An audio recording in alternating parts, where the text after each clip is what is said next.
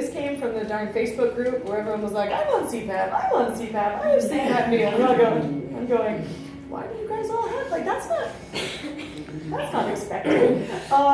So the first thing we did was there was a survey that a lot of people filled out talking about, any symptoms that people were having, had you been diagnosed with sleep apnea. We also did a review of all of the records of our patients here at Vanderbilt and compared them with the general Vanderbilt population and found that it was about a 4-fold risk increase of sleep apnea. So if you took patients with PHP and compared them to similar age and weight patients without a diagnosis of PHP, our patients with PHP were about 4 times more likely to have sleep apnea.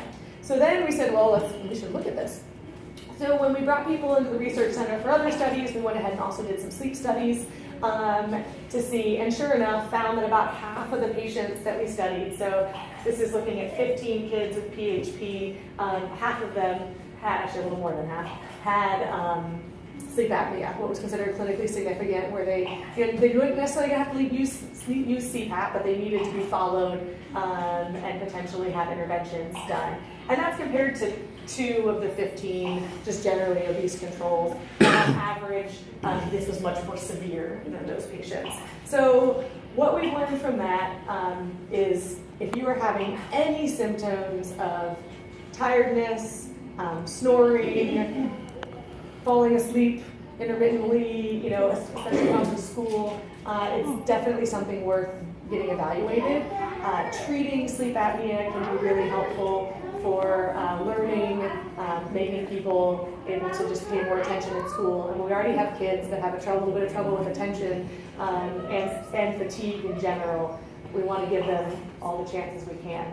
The other thing that we're going to have to keep an eye on is the majority of our patients who had sleep apnea when we studied them had already had their tonsils and adenoids removed. That's typically the first intervention that gets done if there's concern about sleep apnea. And I think we need to think hard and hopefully work with some of our ENT colleagues to figure out, is that helpful? Because the majority of patients that still had sleep apnea had already had their tonsils removed, and it makes us just wonder. It doesn't mean it isn't helpful, but it makes us wonder, is that the best intervention, or should we potentially just move straight to BiPAP or CPAP or whatnot? The other things we've learned while doing those studies and from just talking to you guys, asthma is really, really common. Most patients seem to outgrow it, which is not necessarily unusual, but most patients seem to have a lot more trouble breathing even as young infants. We do think we're seeing some low muscle tone, so not only just some, that may be part of the reason that there's some of the slower milestones when they're little, a little longer to walk, a little longer to ride bikes and balance issues. Frequent ear infections and needing ear tubes is extremely common and probably has something to do with the way the bones in the head are done, and something that hopefully we get the ENT to look at, but really, really, really, really common. And then hearing problems, both from the frequent ear infections and also just what we call sensorineuronal hearing loss, or the nerves in the ears can also have problems. So those are things that we can pretty confidently say are more common than PHP, particularly 1A, but like I said, there's some overlap with 1B.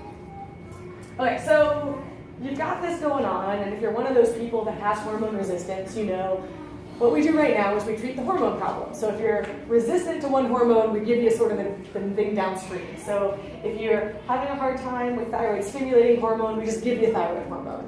If you're having a hard time with growth hormone releasing hormone, we give you growth hormone. So we sort of replace what you're having a hard time making. And that's great, and it actually works pretty well. I know it's annoying, I know people take a lot of medicines, but we can do an okay job with that. But there's a lot of the stuff that we really have no treatment for yet, and that's where we like to focus our efforts. So we know that the weight gain is something that we've never found a great way to prevent or to remediate later. We'd like to see if there's anything we can do to help kids with their development, particularly when they're young. We don't have any treatments right now for those ossifications, little bony growths that can happen under the skin. And we don't have anything to keep those growth plates from closing, and therefore to help kids grow until they're taller. So one of the ideas when you study rare diseases is what we call repurposing. So this is one group, it's called Cure Accelerator, and basically they're saying, look, we've got all of these existing drugs and devices, and we've got thousands of diseases with no treatment. Maybe we can look at the drugs we already have and try to repurpose them to treat other diseases. So people waiting for a cure. It's very hard to get a drug company to get really interested in a rare disease and spend a lot of time developing a new drug just for this disorder. So that's a little bit of what we've been doing. So I told you before, you've got these little receptors. It's supposed to go through this little G protein, and you're supposed to get this thing called cyclic AMP so that you can have the signal happen. And even in people who don't have, they've got 1A, they don't have a lot of functioning G proteins, they usually have some. So remember, you've got 2 genes. And in some tissues, for some reason, your body says, I really want to use the mom gene, and I'm not going to use my dad gene. The dad gene's working just fine. But it doesn't usually do a complete on-off. It's more, I'd rather use this one, and this one I'm not really going to use. So maybe it's 90% 10%, or 80 and 20, or 70. It's some sort of difference. And it's different in each person. That's an individual thing that doesn't get inherited. And it can be different in each tissue. So you'll meet one patient who, gosh, they have a really hard trouble with weight gain, but man, their thyroid's really easy to manage. And then someone else that has a really hard time managing their hormone problems, but they didn't have much of the learning problems. You'll notice that people have different symptoms, and that has to do with how much on and off you turned your genes. So the idea is everybody has a little bit of working G protein, just not enough.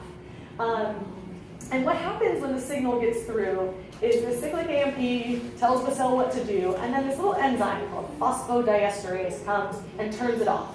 So it takes the cyclic AMP and just makes it AMP, and then the signal stops. So the idea is if we can use a drug that turns off this enzyme, we could increase the cyclic AMP. So maybe only 1 in 10 receptors are working, but maybe if we could get them to work longer, it would be like you have 2 receptors working or 3 receptors working. And hopefully it could help with some of the symptoms. So PDE inhibitors, phosphodiesterase inhibitors, are a class of drugs that have been around for a really long time. One of them is called theophylline. We like theophylline because it's been around for 100 years. We can measure drug levels in your blood. We've used it in babies all the way down to like premature babies in the NICU, all the way through adults. So we can use it in all different age ranges. And the other thing we like is it's what's called non-selective. So no one uses theophylline anymore because it's non-selective.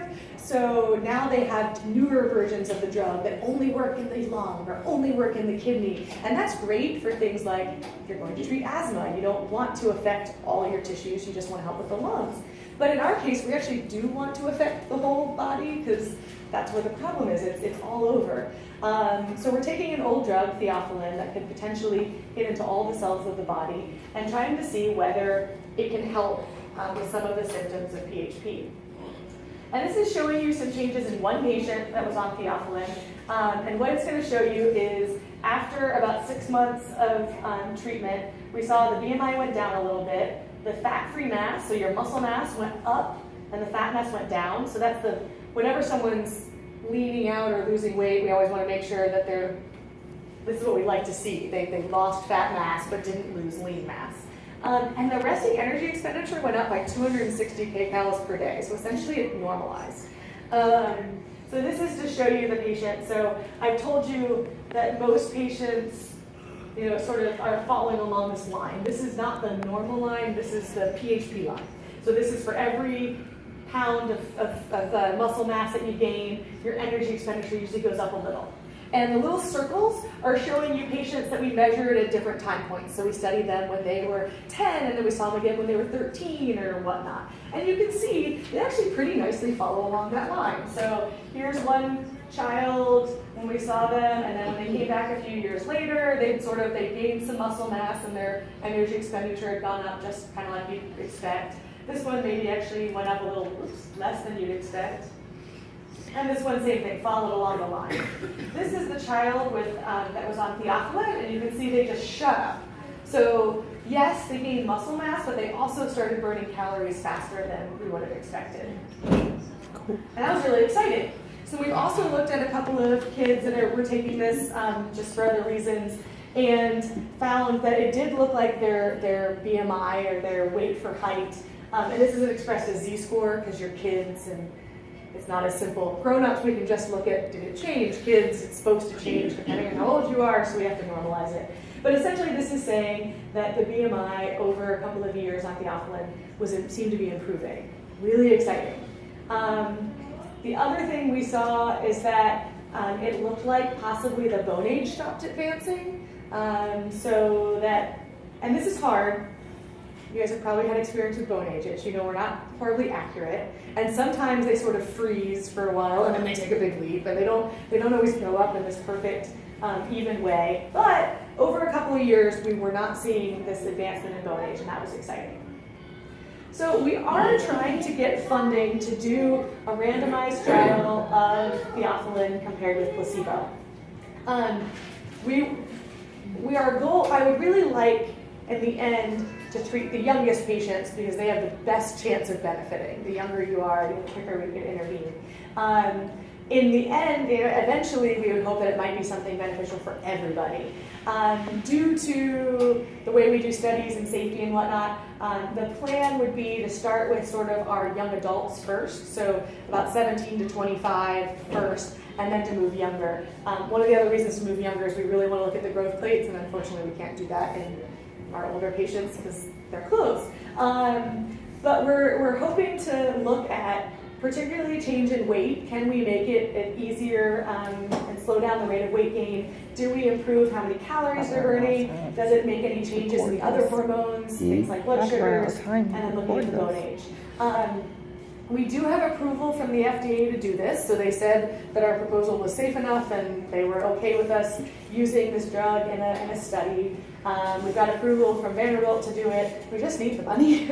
So we have a grant that was submitted and we just got reviews back.